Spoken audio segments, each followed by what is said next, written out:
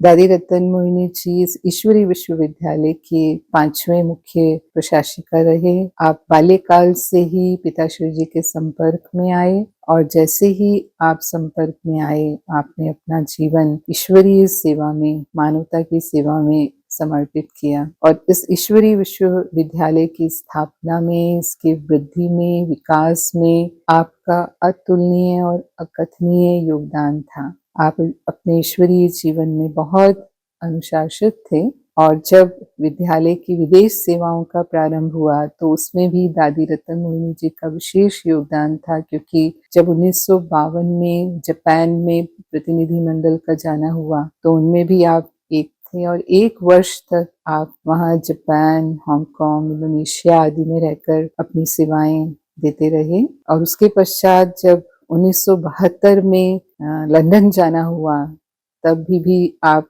प्रतिनिधिमंडल में शामिल थे और वहाँ रह कर के आपने ईश्वरीय संदेश दिया और सेवाओं की स्थापना की। दादी जी का जीवन बहुत ही एक्यूरेट, एक्टिव और अलर्ट था। बहुत ही दादी मननशील थे और जैसे जब वो ईश्वरीय संदेश देते थे तो जैसे कि ज्ञान रतन का दान वो कर रहे हों, ऐसा महसूस होता था। दादी जी सदा युवाओं जैसे उमंग उत्साह में रहे, इसीलिए वो यूथ विंग के चेयरपर्सन थे। हमेशा ही उनको युवाओं जैसी ऊर्जा उनमें देखी हमने।